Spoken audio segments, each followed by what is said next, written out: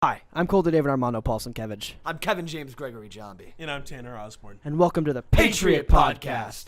Today, in this Patriot Podcast episode, we want to talk about how the changes in education have affected the lives of students, teachers, and many other people around the world. We also wanted to talk about the usage of artificial intelligence in schools, whether it can be used harmfully by students or can help teachers in the classroom with their day-to-day activities. And finally, we wanted to touch upon how COVID-19 affected the classrooms for teachers and students. Because of all these topics, we wanted to bring on one of our favorite and most knowledgeable teachers in the high school, Mrs. Amy Saunders. Welcome. Hi, everybody. Thanks for having me. Welcome. Now, if you don't mind, Mrs. Saunders, could we start with a little about you? What was your reason to become a teacher?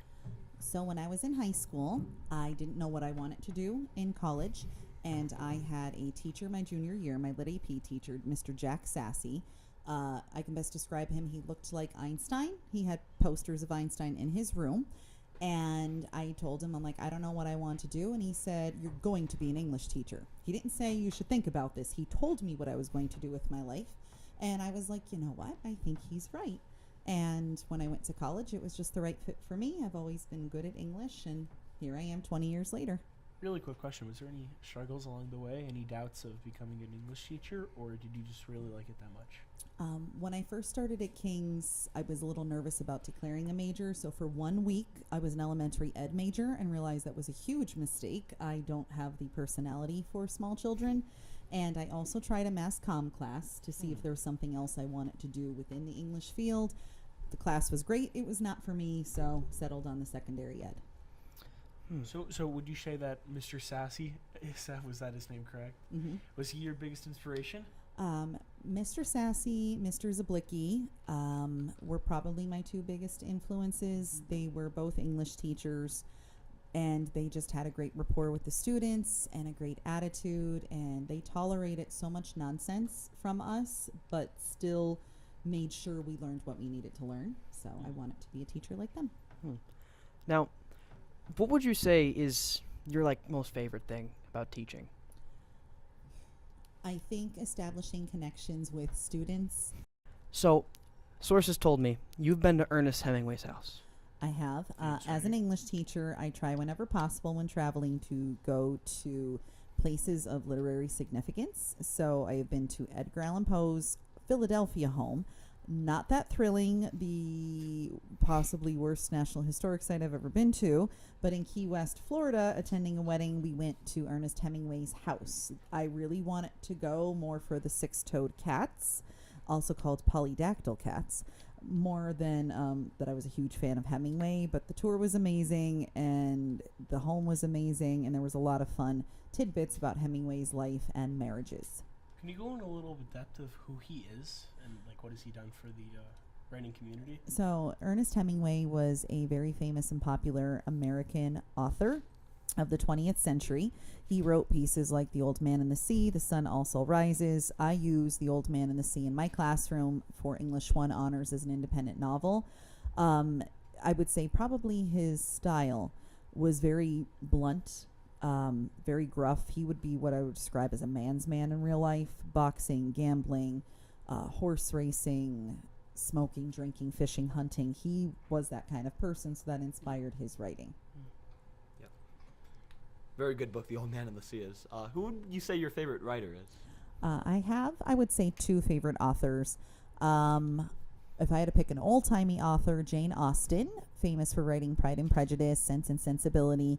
And I also love Agatha Christie mysteries with her famous detectives, Hercule Poirot and Miss Marple. I love British authors, in general. The ABC Murders is quite the thriller. It was quite the thrill. I'm glad you remember it. So what is your favorite book of all time?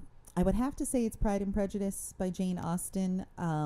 It could be a difficult read for high schoolers just because of the vocabulary choices, but the actual story itself, once you get into it, I've known a few kids that I recommended the book to, and once they kind of got through it in the language, they ended up really loving it.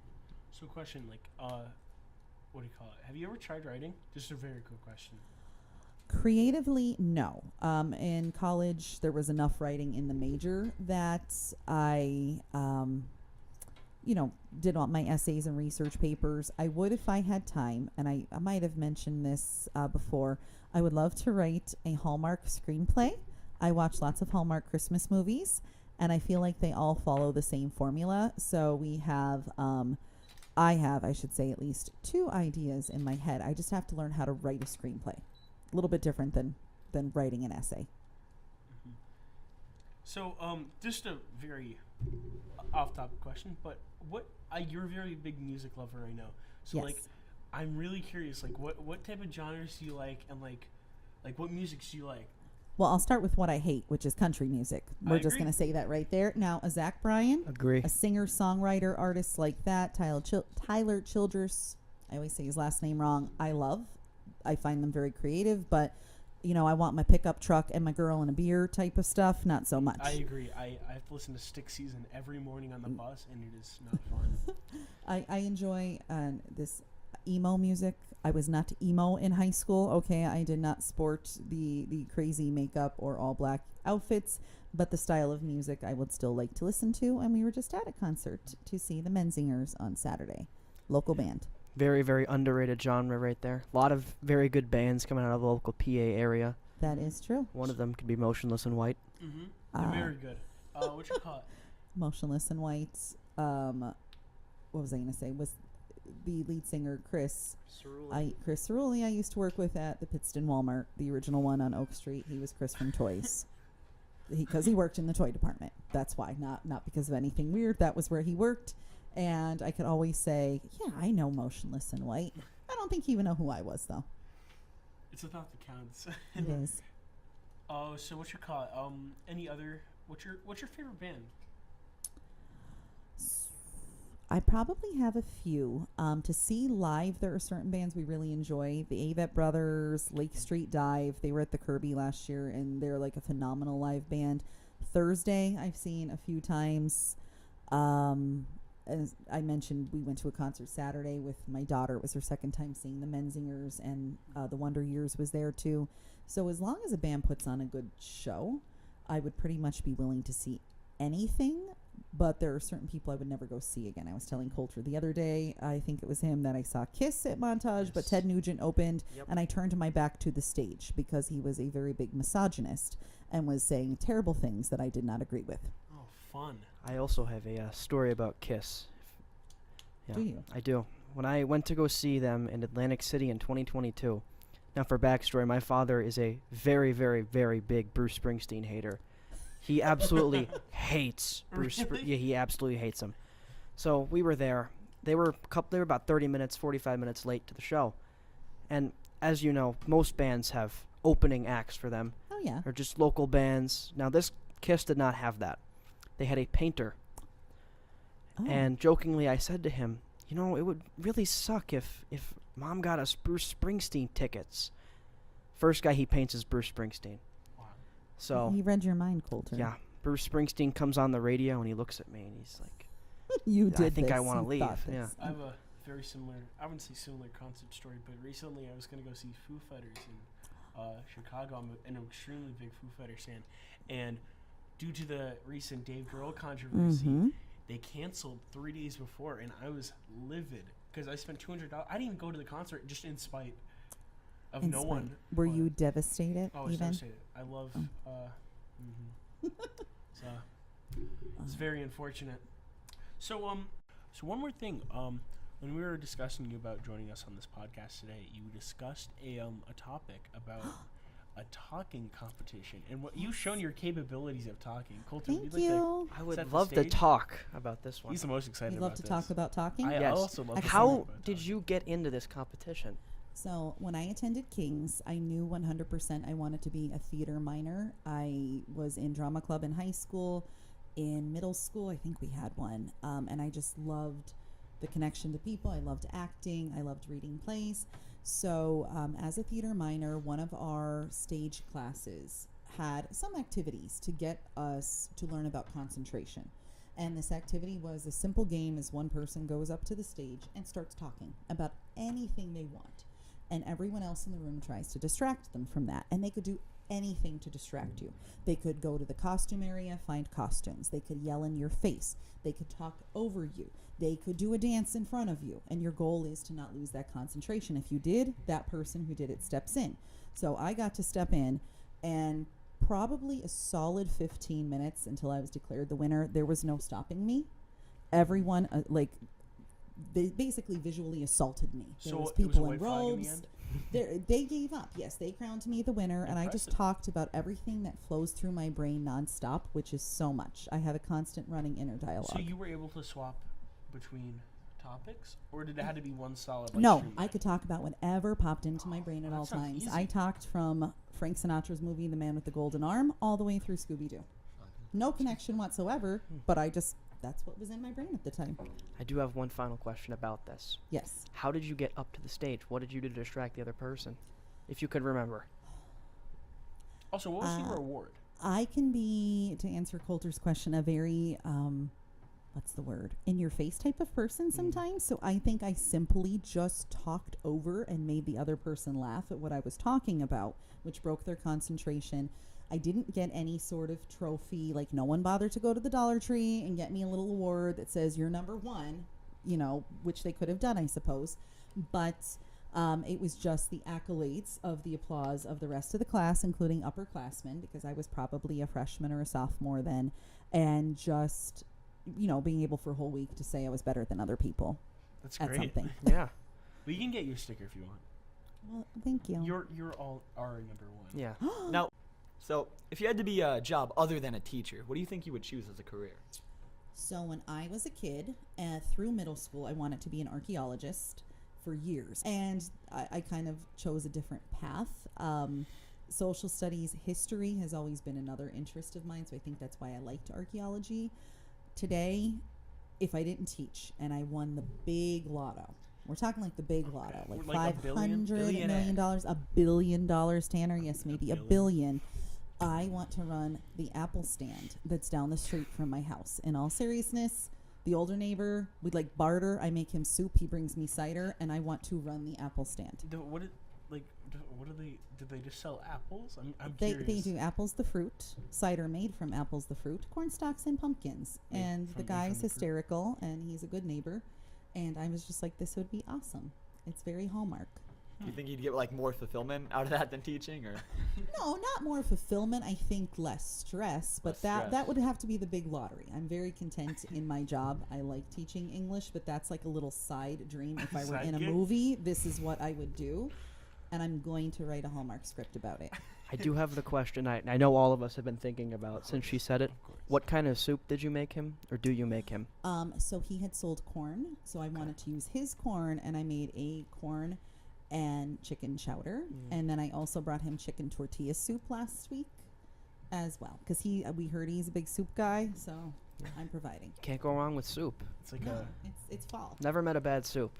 Never. Mrs. Saunders, how do you see the future of education? Perhaps it lies in artificial intelligence, charter schools, STEM activities, science, technology, engineering, and mathematics. Weren't they I supposed like to add I an like A? STEAM as STEAM? opposed to STEM, Yeah, because 'cause art. STEAM has the art Oh, the aspect art. in it, and I am very. What about not- stream? Include reading in there, Oh, I'd never heard of that one. So Right. I mean, No, I've reading. never I am an English teacher, so that is Yeah. essential. You are pretty STEM's good got at a reading. lot of acronyms. Where do you see education in 10 years? How do you think the next generation of children will be So educated? I heard amongst that the idea of AI, and I think that is going to be something that becomes a topic amongst educators and their students and administration, of how can you use it successfully but honestly, because that's the biggest thing. It's not a bad tool to use. It serves its purpose, but the purpose shouldn't be plagiarism. It shouldn't take the place of actually having real skills in writing and analysis. That makes people lazy. I think it should be there for the busy work. Yep. So I've used it to create journal prompts. I have lots of other stuff to do, but I want the kids to write. Help me come up with a couple prompts for them to write about. So it serves its purpose, but I think we're going to see a lot more of the idea of what line do people cross. Do you in think we're ever taking- going to get to the point where some parents prefer to have their kids taught by ChatGPT over Yes. other people? Perhaps you. I don't think they would want the computer to teach them. I agree. Do you think they value the human connection? Well, I think after COVID, when they saw a lot of their kids isolated from their friends, from clubs, from sports, and from a classroom, I think the social aspect is what concerned parents probably the most. So another thing is what you call it, like first thoughts about AI. Like, were you ever? Because I know some other teachers also use AI for simple prompts, nothing big. My knowledge of it is very, very little. I agree. I know I've nothing. watched too many science fiction movies where AI is very smart, and then it takes over the world. War Games is a good one. War Games is excellent. We are a big War Games family with watching that. Matthew Broderick is an everyman with his acting. Some of you may not know who Matthew Broderick is, and that's okay. He's Tony Award winning. Anyone? That's what you need to know. He's also married to Sarah Jessica Parker from Hocus Pocus. You may know that too. Now you know. Okay. But I don't know a lot about it. I think what I've been reading, and something that I think is concerning, is the idea of AI creating art inspired by other people's real artistic style, and how do they get credit for that? It's like their ideas being stolen, and ultimately someone created the thoughts that come out of AI, or is that person getting credit? Should they be cited in a piece that you were working on?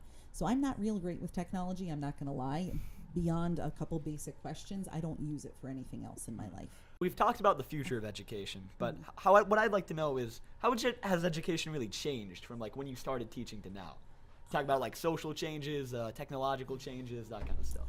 I think the biggest change, and I think a lot of my fellow teachers would agree, is kind of with the type of student that we teach, and that really boils down to attendance. When I went to high school as a high school senior, I can count on one hand the amount of days I missed, and I'm not saying that to criticize people. That's just how it was. I hated being out because it was hard to make up work. Pre-pandemic, I think we started to see some attendance problems, but after the pandemic coming back, everything seemed to be a reason to be home, and we're not talking 10 days in a school year. We're talking 30, 40 from students who are even honor students who know they're going to have a lot of work to make up. And I think that's been a big challenge, is keeping kids engaged, keeping them wanting to be here for school, and to realize that, like, it's same thing with the job. Being there, you're going to do a better job if you were present. So I think that's the biggest thing, but also for me, the technology has changed. We used to take attendance, yes, on paper, and we had a big, big, long graph that we would have to fill in for our homeroom, go day by day and fill in type of absence that they had by hand. Now everything's done on the computer. It's streamlined it. That part of my life is so much easier. Overall, do you like prefer the digitalized stuff, or would you rather go back to the paper? I mean, like me as a student, like I like Skyward and stuff, but I do admit like sometimes Schoology can be a bit excessive. I agree with Kevin. It's a mix. I like the ease of giving a test on Schoology when it comes to grading things like multiple choice, true, false matching. I could really focus on the written parts of it more easily and get a test grade back to a student more quickly than I used to. But at the end of the day, when it comes to something like an essay, I want that paper printed out. I want to be able to mark on it, make comments so that someone can see how to improve their writing. So I think you make an grazing point where like some things could be harder for students that are a bit like who can't get technology, and I also think it's really good that teachers could add comments and like talk to the student more directly. Like let's say some students who are more shy than others. So another topic that I think we should discuss is how was teaching during the pandemic? Because we had including students, we had a lot of struggles. Was there any struggles on your side as a faculty? When the school shut down, it actually wasn't as bad because everyone was on that same page. We were sent home. We were told to use a program. We tried to stay in contact with our students, but we just sort of like dealt with it because everyone was scared and no one knew what to do. When we knew we were coming back in the fall of 2020 online, all of a sudden there was this rush of, well, how do we do that? How do we use all this technology that we never had experience with before? So myself and a few of the other teachers, put in a lot of extra hours, social distancing, but together to test programs that we were going to use to make sure that when we started going live with students, we knew what we were doing and looked as professional as we could. I'm a very social person. I think some of my former students would attest to that. And being isolated in my classroom all day was very difficult, and not having that connection with seeing faces in front of me. Even with my fellow teachers here, we didn't get to spend a lot of time together, so I think that aspect was challenging. But I would say there were certain things I liked about teaching online. I think all of the nonsense of the school day went away. We didn't have to worry about lunch. We didn't have to worry about study halls. You can just do direct instruction on to the next thing. So I got so much done and felt like I did my very best in teaching the students. I know it wasn't for everyone, and there was lots of kids that didn't log on and that probably suffered from online learning. I stand accused. But you know, at the end of the day, we powered through, and I think the team that I worked with did really well. Back to the subject at hand. So, one interesting thing we found is because according to the Pew Research Center, 4% of the 2 million degrees in education actually graduated, they fully graduated in 2019 and 2020. But in the year 2000 and 2001, 14% graduated from the class. And how do you think the past few years has been a bad year for teachers coming up, and because there's been a rapid decline in education as a whole, and as literacy in a whole. Yes, thank you. So when I was in college, I only remember one person who did the student teaching our senior year and then decided, I don't want to be a teacher. The student teaching didn't work for them, but everyone else made it through the program, the praxis tests, and I got hired at a really good time in teaching because there was a lot of retirements. We were in this 5-year span. I do read the same reports that you guys have seen. Pennsylvania used to be one of the states that produced the most teachers. People would come here from other states, get their education, and return. And our numbers are down in all of the teaching colleges. And I think, especially with the pandemic, it made people think about, what do I really want to do in my life? They found undiscovered hobbies. They wanted perhaps a job where they weren't afraid of being in an environment if another disease or something happened, of being surrounded by people. I also think too, when you are a starting teacher beginning first year, what you earn is not as comparable as other majors that you can go into. So if you're thinking seriously about the financial aspect of it and you're supporting a family and you're just starting out, you might be home for a while. So I think some people are really basing that on, I want to be more appreciated, I want to make more, and also it is a different climate. You're sometimes in schools with students who lash out, who you sometimes are afraid to be around. I'm lucky that my students and I get along great, but I know that's not the case in every district and every part of the country. So I think that's part of it. Why would you put yourselves in situations when you can get a different job, less stress, make more? One very good point is I never really thought about the pandemic as a time where people figured out what they really wanted to do.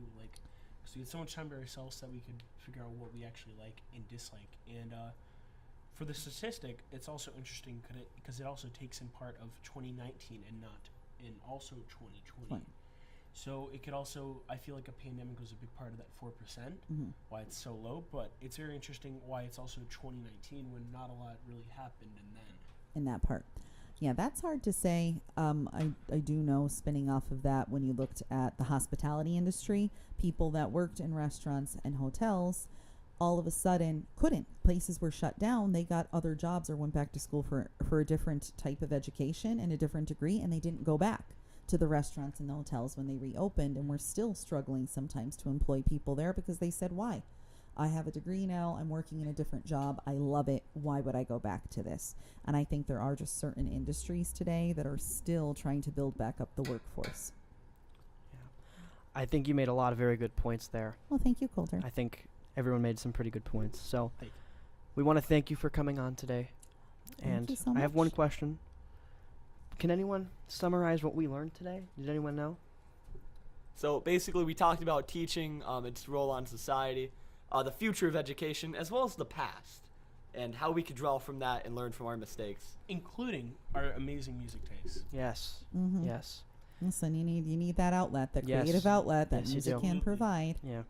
So thank you guys for having me. I've is had a no great problem. experience. Thank We you. would love to have you on again. Again, absolutely. Always. I love to Yes. talk You're about amazing with myself. Talking. Thank you. Hence the talking competition. Yeah, hence the talking What's up, competition. Garish, Well, today? Thank you. I'm Colter David Armando Paulson-Kevich. I'm Kevin James Gregory Jobin. And I'm Tanner Osborne. And thank you for listening to the Patriot Podcast.